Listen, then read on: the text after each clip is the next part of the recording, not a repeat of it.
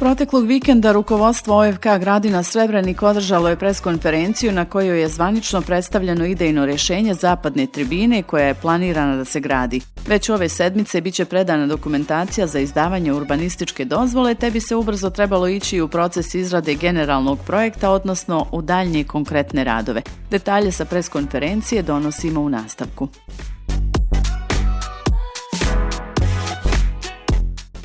Dobar dan.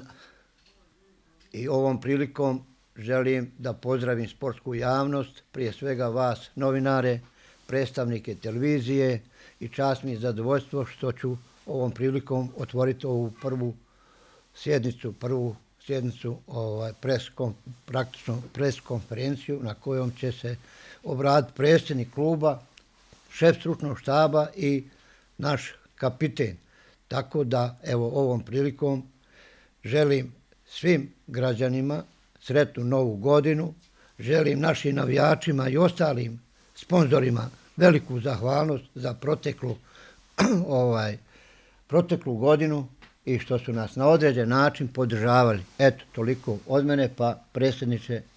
Prije svega želim da pozdravim sve naše cijenjene navijače, simpatizere, članove kluba, naše sponzore, da im se zahvalim na svesrdnoj podršci i dobroj saradnji u 2022. godini. Ta sigurno saradnja, podrška i korektnost nam daju vjetar u leđa i snagu da tako nastavimo još jače, još bolje, sa većom energijom, željom, entuzijazmom i u 2023. godini kako bi ostvarili još bolje rezultate.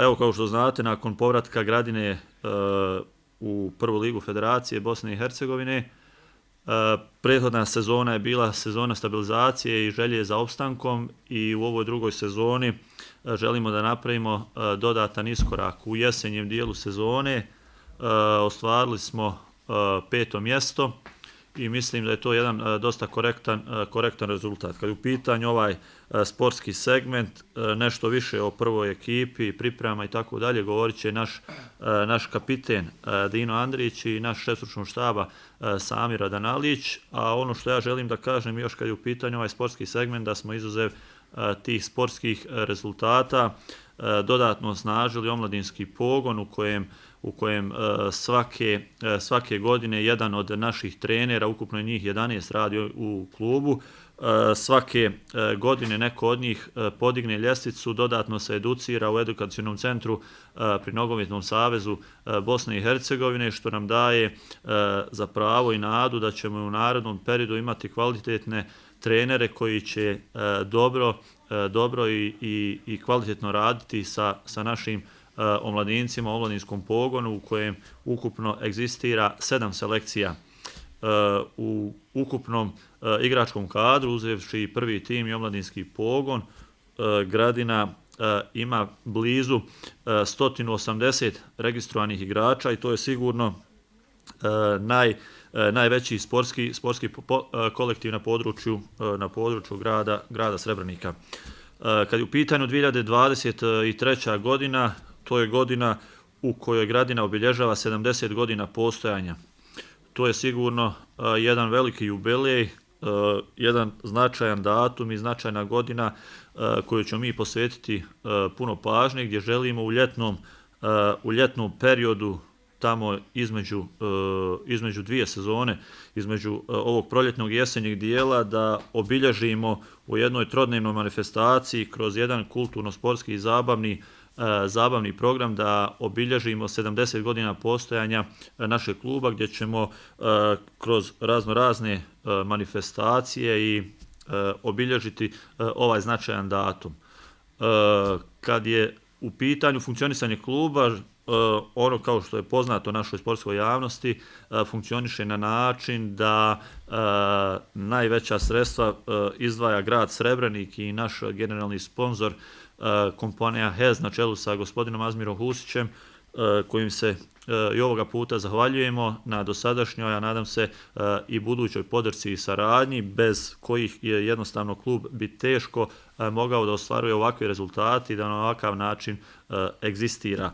Također želim da se zahvalim i ostalim sponzorima, prije svega ovim većim, kompaniji Herceg, kompaniji Kopex, Aksemont, Ordagić, Baumašeks, Benko i tako dalje. Mnogo još tih firmi koje su uistinu prepoznale naš dobar i korektan rad i koje su spremne da i u narednom periodu podržavaju. Ja vjerujem da će biti još sigurno firmi, kompanija i privrednih društava koja će nam izaći u susret i koja će podržavati ovaj rad našeg kluba. Ja želim još jednu stvar da podcrtam, a to je naša infrastruktura u kojoj svake godine se nje dotičemo i pričamo o njoj. Ono što smo konkretno do sada uradili je idejni projekat naše zapadne tribine. Naredne sedmice planiramo da predamo za dobivanje urbanističke dozvole i nakon toga slijedi izrada glavnog projekta i dobivanje građevinske dozvole. Ja vjerujem da će budući gradonačelnik zajedno sa našim gradskim vijećnicima prepoznati ovaj infrastrukturni projekat i da ćemo imati podršku i dobiti inicijalna sredstva kako bi mogli uspješno da apliciramo i da tražimo sredstva sa viših nivoa kantona, federacije, države, ali i drugih raznih fondova koji sigurno su spremni da podrže, ali jednostavno neophodno je da lokalna zajednica koja je vlasnik i ovoga kluba i gradskog stadiona, da ona ta koja daje inicijalna sredstva, koja treba da nam bude prvi vjetar u leđa, onda ćemo mi sigurno kroz ove institucije i ove koje sam nabrojao nivoje vlasti uspjeti da obezbijedimo, da se izborimo i izlobiramo ta sredstva kako bi sigurno Gradina i gradski stadion u Srebreniku bili u jednom dosta boljem ruhu. Jednostavno moramo da shvatimo da Gradina trenutno u prvoj ligi federacije ima najlošije infrastrukturne uslove i to je sigurno jedna ovako bolna tačka koja nas, tako da kažem, dugo škaklji i jednostavno mislim da je vrijeme da napravimo jedan iskorak u tom segmentu, s obzirom da drugi segmenti kluba su dosta dobro uređeni, da napredujemo svake godine i ja nadam se da će biti podrške razumijevanja lokalne zajednice, naše izvršne i zakonodavne vlasti koja će u tom dijelu sigurno nam pomoći. To je otprilike to. Mislim da sam rekao ono što treba. Ovaj drugi dio sportske priče i sportskih naših rezultata govorit će nam naš kapiten i naš šef stručnog štaba. Dobar dan prije svega gledalcima koji prate preskonferenciju, prvu ovogodišnju preskonferenciju Omladinskog fudbalskog kluba Gradina i Srebrenik. Ja ovom prilikom, pošto je ovo prva preskonferencija, koristim priliku da svim građanima grada Srebrenika čestitam Novu godinu, želim uspješnu Novu godinu, a isto tako svim navijačima koji nas prate želim također da zaželim sve najbolje i nadam se da ćemo ih u toku ove godine obradovati sa rezultatima. Kao što ste već čuli u uvodnim napomenama, mi od danas krećemo zvanično sa početkom zimskih priprema za proljetni dio sezone 2022-2023. Ono što je karakteristično u prvoj ligi federacije je ta malo duža pauza od neka 2,5 mjeseca. Naš igrački kadar u ovom prijelaznom periodu poslije većeg dijela pasivnog odmora imali su jedan dio koji su provodili organizovano pripremajući za početak priprema. Naravno, puno naših igrača je održavalo taj dio kondicijske pripreme i kroz igranje malog nogometa, kroz razne turnire u malom nogometu. Oni svi danas dolaze, hvala Bogu, zdravi. Mi u narednom periodu 35 dana imamo do početka proljetnog dijela prvenstva, odnosno prve utakmice 4. marta i gostovanje u Banovićima. Mi ćemo za ovih 35 dana uraditi 6 mikrociklusa. Taj mikrociklus koji će biti od nekih 4 do 5 dana, gdje ćemo odraditi 24 treninga, 7 test utakmica.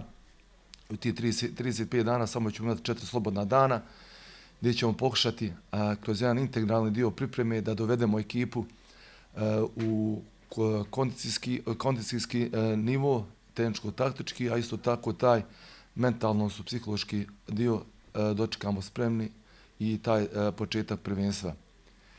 Što se tiče igračkog kadra, igrački kadar najvećim dijelom ostaje isti iz jesenjeg dijela prvenstva.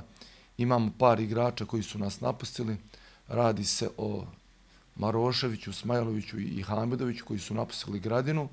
Naravno, mi ćemo pokušati u svakoj liniji tima da dovedemo po jednog igrača, pojačamo konkurenciju u svakoj liniji tima i da budemo jači na proljeće.